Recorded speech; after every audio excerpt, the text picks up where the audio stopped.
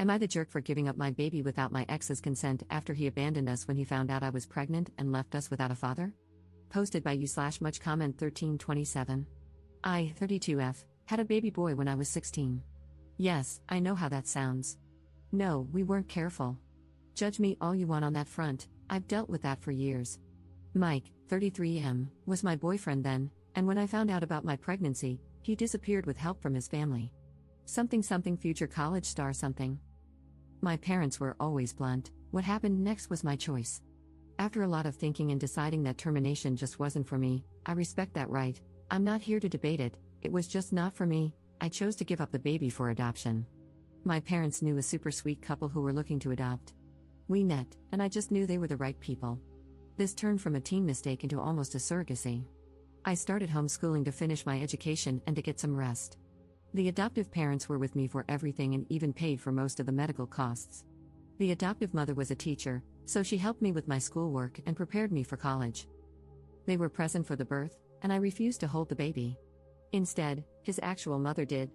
And it was just right. I've stayed in the baby's life in a distant role as a special aunt. Well, he's no longer a baby, and he knows who I am, but his mom is the same woman who raised him, and I continue to be his special aunt. The only change is that now he knows who to call if he ever needs a kidney. His sense of humor is like mine, go figure. We talk maybe once in a blue moon, which, in all honesty, is for the best. He's happy, and I don't regret giving him up so he could have a happy life. For my part, I married 6 years ago. My husband, Aaron, 44M, was divorced on good terms with Bella, 40F. They have 2 children together, a boy who is 16 and a girl who is 19. Aaron made it clear from the start that his kids' approval was important and that Bella would always be part of his life. Not as a spouse, but as a friend and the mother of his children. I also told both Bella and him about my teen pregnancy. As for the kids, my stepdaughter and I get along well. She's obviously closer to her mother, but she still does girls' days with me every so often. It's more like a friendship, though. My stepson is incredibly close to me. He calls me his other mom and always asks me to be present for important events. We bonded when his childhood dog passed away, as my cat died around the same time. As for Bella and me, we're best friends. I know people have complicated relationships with their partner's exes, but we always show respect to each other. I never tried to take her place. I know Aaron and she shared something special long before I was in the picture. That's their history. And I am a stepmom, not a mom. Her place in the kids' lives is not up for competition. The reason for this background is that the whole mess with Mike started when I took my stepson to a medical appointment. It wasn't serious, though he did have to be put under anesthesia. Aaron and Bella both couldn't get the day off. They tried, but their jobs are on call, and they can't easily take time off. So I went on my own to be my stepson's support. I didn't recognize Mike as one of the doctors. His first and last names are incredibly common, and it had been years. Not to mention, my priority was being there for my stepson, everything else was secondary. After my stepson was done, he was a bit out of it, as expected. I was setting him up in the car and making sure he was comfortable when Mike came over. He told me he had been thinking about me and our son for so long and that he was glad our boy was okay. It really took me a few minutes for my brain to process what was going on, and he kept rambling about apologies and how he wasn't ready to be a father. Blah blah blah. Eventually, I just sighed and loudly said, "This is not the baby I was pregnant with." I gave him up for adoption after I gave birth. I am a stepmother. My loopy stepson chimed in with, "Other mom." I had to hold back a smirk, to be honest. Mike was stunned by that, which gave me time to catch him up on the important details. I gave up the baby, he knows what happened and why I gave him up. I married a man with 2 children, I am happy, and I don't want Mike in my life. And no, I won't give him contact information for the adoptive family. He is 16 years too late. That was the end of it, and I got into my car to take my stepson home to rest. Since then, Mike found me on social media and has been spreading a sob story about me denying him the chance to be a father. According to him, I was a poor mother who threw away her child to raise someone else's kids. Apparently, I'm the she-devil. Most of our former classmates who saw the post reminded him that he left me. Some of his high school friends even pointed out that he laughed about leaving me pregnant. I didn't know that part. A few of his relatives have reached out to bash me for taking away Mike's chance to be a father, claiming that it makes me a poor Christian. I'm not. I'm Jewish, to begin with. A few friends told me it was a beach move to give the baby up without telling Mike. I don't personally think I was in the wrong, but just in case, I decided to leave the judgment to the internet masses. So, Reddit, am I the jerk here? Relevant comments. Commenter. One thing, knowing nothing about how this works, I assume you were able to get Mike's parental rights terminated given that he left. If not, I wonder if it makes sense to give the adoptive family a heads up that he's coming out of the woodwork. Ops response. It wasn't done with his consent. He was MIA. When the adoption process began, we tried to reach out, but his family wouldn't even have a conversation. The judge involved tried to have the courts contact him, but he didn't respond either. Eventually, the abandonment time frame was met, and his rights were terminated for abandonment. Mine were willingly terminated since I presented myself as an unfit mother. Commenter 2. Mike was one of the doctors for your stepson's surgery? Ops response. He wasn't one of our doctors, just a doctor in the hospital. I spent about 2 hours in the waiting room, so I suspect he recognized me. His name was on a plaque with all the doctors' names, and I didn't even put 2 and 2 together. I should have, I was just stressed and not really thinking. Commenter 3. Not the jerk, tell him that if he and his friends don't leave you alone, you'll report him to the medical board. Also, maybe ask your son if he wants Mike's contact info, but warn his parents that he's bad news. It's your birth son's choice, not yours. Ops response. The adoptive parents and my biological child have a phone number to contact Mike's parents if they ever want to. I have no say in whether they do or not. I just won't give Mike any information about them. Commenter 4. These people are absolutely psycho and need to be blocked yesterday. Your bio kid might decide for himself to try and find his bio dad one day, but it's your job to defend his privacy until then, and to make sure his decision is informed, that he knows his bio dad is a complete jerk. Ops response.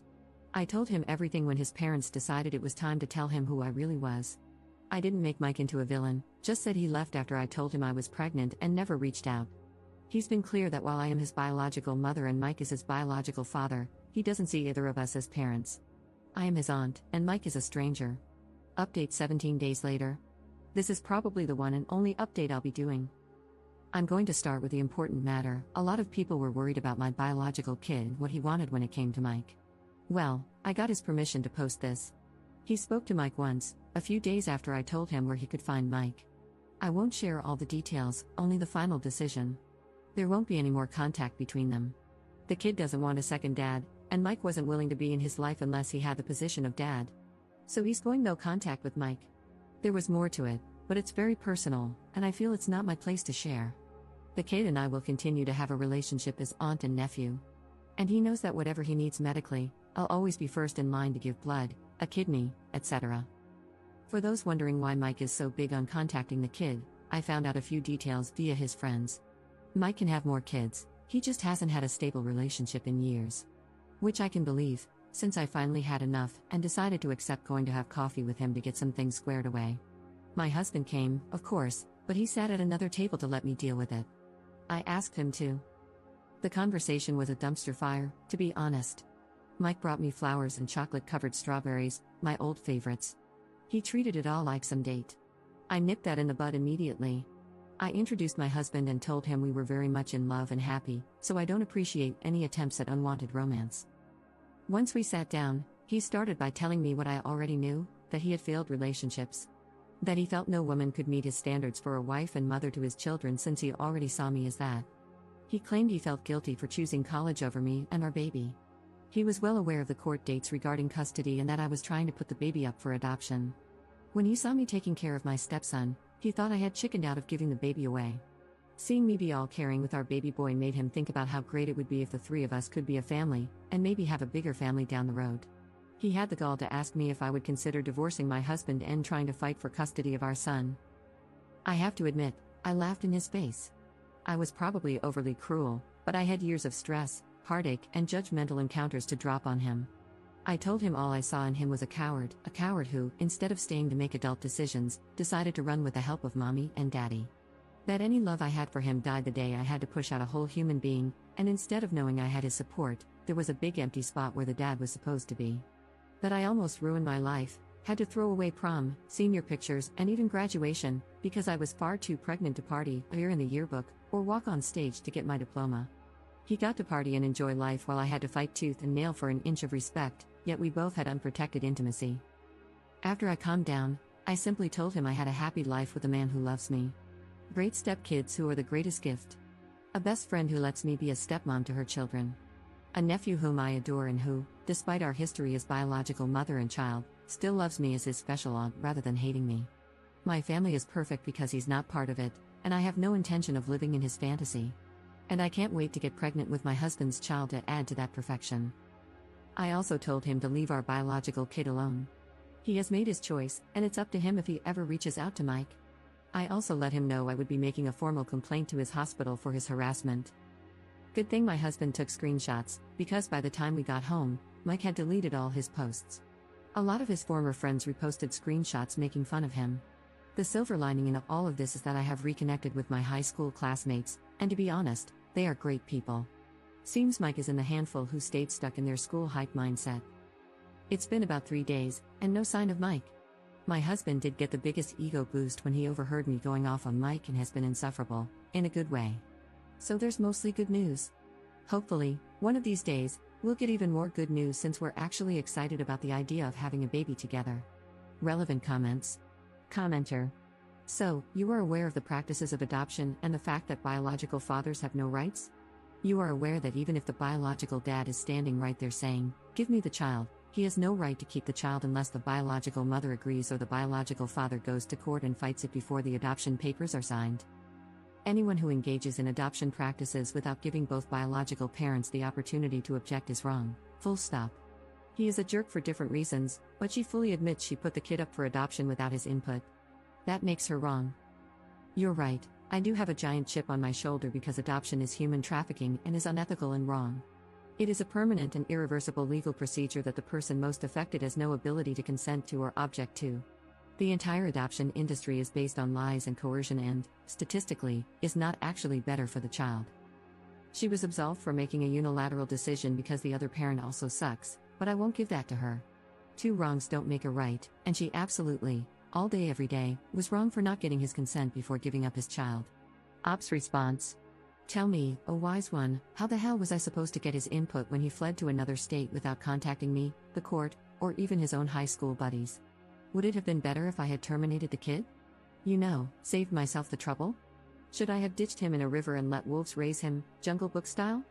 Or oh, wait, let me guess, I should have raised him in squalor with what little I could make, with no education, no stability, and just pray that one day my sweet Mike would return to save us. Screw off, no kid deserves that crap. He has been loved since the day he came into this world by 2 people who would move earth and sky to ensure he had the best education, the best opportunities, and the best future they could provide, things I couldn't even imagine providing when I was 16. If Mike had really wanted the baby and said so, I would have happily given him custody. If he had wanted to co-parent with all the responsibilities that come with it, dividing costs, providing stability, planning ahead, I would have been 100% on board. But no, he left, he escaped. He chose to disappear. Fine, then I, the person who couldn't run, made the decisions on my own. That's life, honey. Get used to it. You don't get a prize for running away and coming back when the game is almost done. Commenter 2. Call the burn center because there's a 3rd-degree burn coming in. And the person you replied to deserved it.